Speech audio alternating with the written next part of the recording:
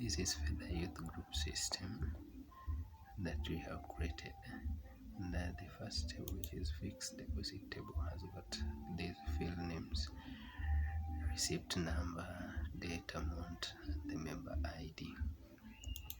And then we have the loans table, having loan ID, data type ID, then member ID and the guarantor ID.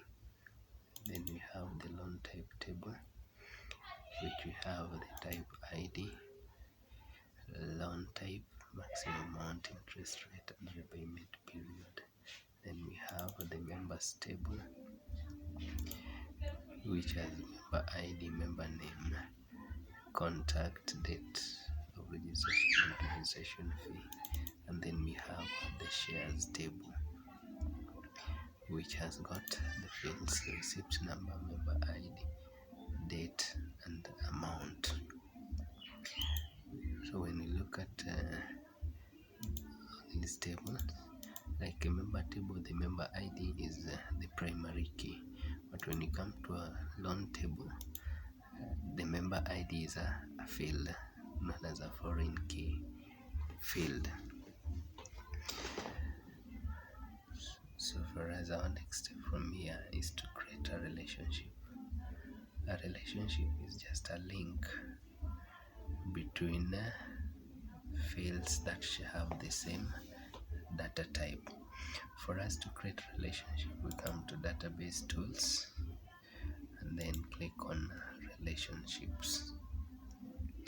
And then here we have the member ID as our in the first table, where we have member ID related to member ID in the shares table.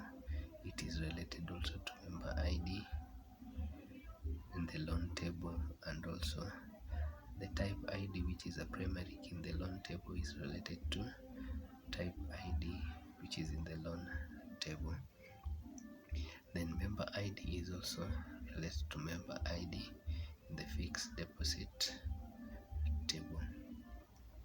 So that is how we create relationship between these tables. So for us to create relationship, for instance, we are going to create a relation between member table and the shares table. We look at the related fields, which is the member ID. Then pick the member ID, drag it and drop it to the member ID on the shares table. Then it brings to us edit relationship tables, and then we click on enforce integrity and then click create. So when we click on create, then we see it brings to us 1 and then 0, simply meaning that one record or one item in the member table can relate to many items in the shares table. So when that is how we create that relationship, and also ensure if for us to create these particular relationships, once we have created, then you save. For us to create this relationship, for instance, let us open members table and look at the data type of the member ID. The data type is number. And also when you come to the shares table and look at the member ID, the data type is number. So meaning that relationship, when we are creating this relationship, the data types of the fields that we need to relate must be the same. So a primary key field is related to a foreign key field in a different table, so long as they share a common type of data. Something else when we're creating relationship is when this it refuses to enforce integrity, then it simply means that there is an error in our field data types. And also relationship will not be able to create when the tables are open. So we have to ensure that we close all the tables and then we enforce the integrity, and then click OK. So all our relationships, we must enforce the integrity.